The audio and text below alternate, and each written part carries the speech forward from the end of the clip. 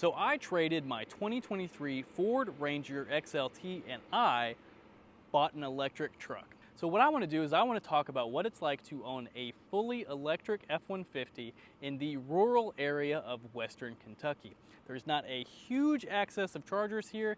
The dealership is actually one of the few places I can charge publicly, but we'll talk about what that's like and what driving an electric truck is like in 2024. In this video, I'll talk a little bit about trading my Ranger and getting into this F-150 Lightning, kind of the costs associated with that, as well as what I want to do is I want to show you around this truck and show you some of the features that it has, but I will do a full video about the things that I like and the things that I don't like about driving an F-150 Lightning.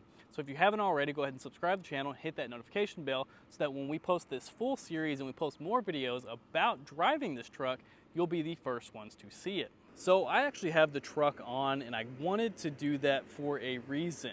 This is what the sound of the AC compressor sounds like, just so you can see that it's not totally silent. You know, there is a little bit of noise that you're going to see. Now, you know, it's 81 degrees and it's July. The AC compressor is going to be running a little bit, but eventually it'll kind of kick down and be a little bit quieter. This is a 2023 F-150 Lightning Lariat standard range, and it had an MSRP of around $74,385.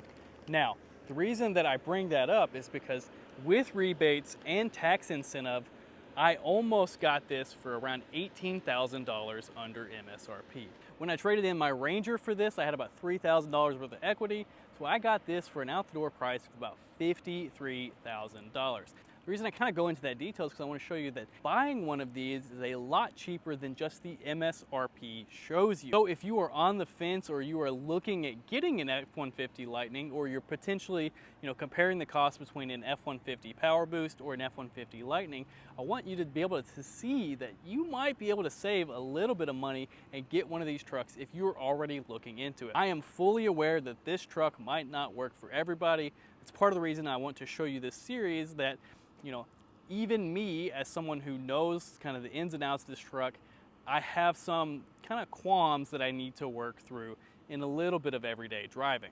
So just kind of walking around, you do have your Mega Power Frunk up here. I don't really like the way they say that. I just call it the Frunk.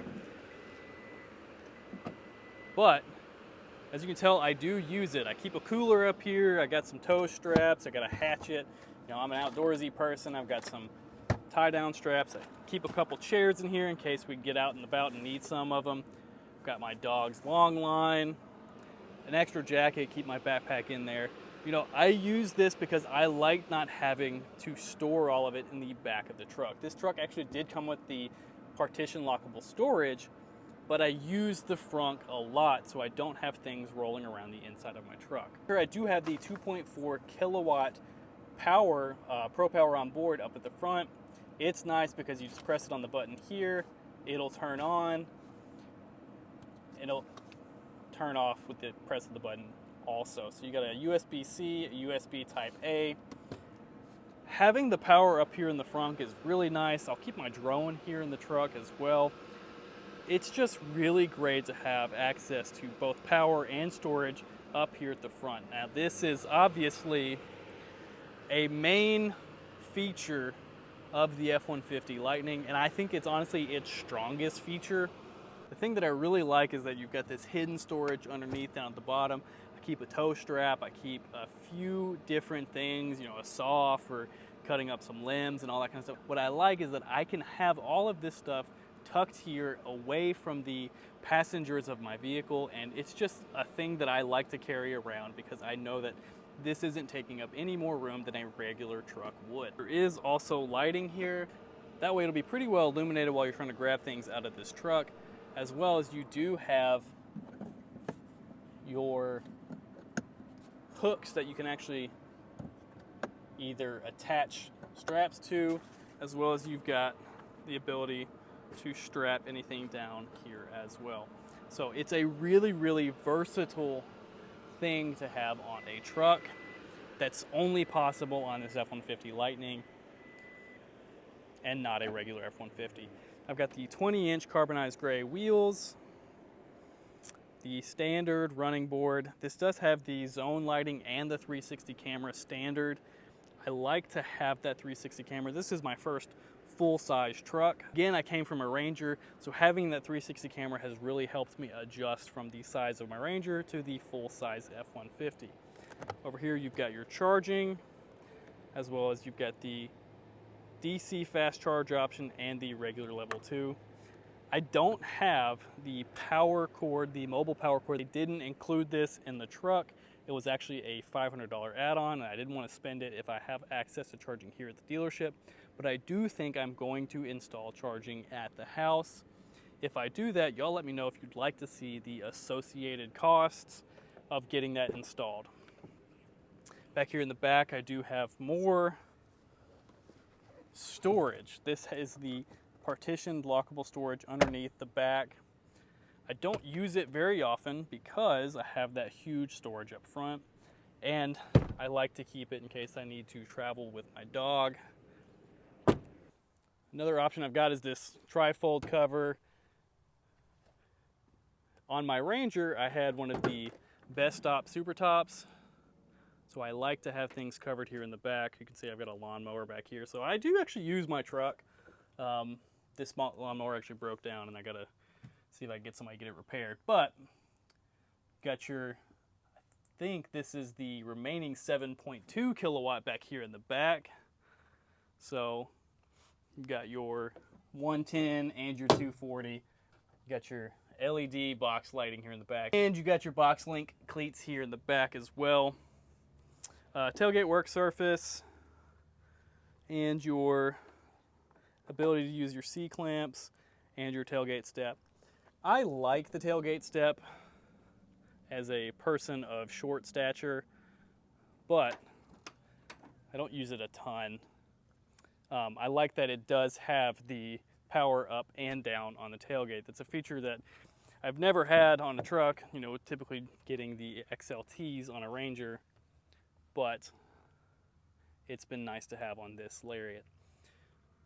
Here on the inside, sorry about a little bit of dirt here. Again, this is my daily driver, but I do have the heated and cooled seats here on this truck. Again, that's going to be standard on the Lariat, as well as it's going to have this leather material. I think it's actually Active X rather than full leather. But it also has the 15.5-inch touchscreen.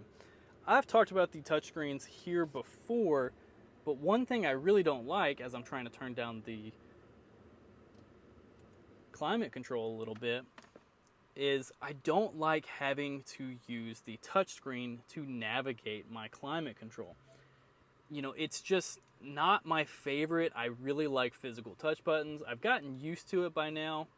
I like that they have a driver focus tab specifically, and they've got, you know, easier buttons. You've got driver focus, heat, and max AC. So, you know, it's nice that I don't have to automatically pump air throughout the entirety of the vehicle. It just chooses these driver side vents. It'll just kind of choose these driver side vents rather than, you know, pump air throughout the rest of the vehicle.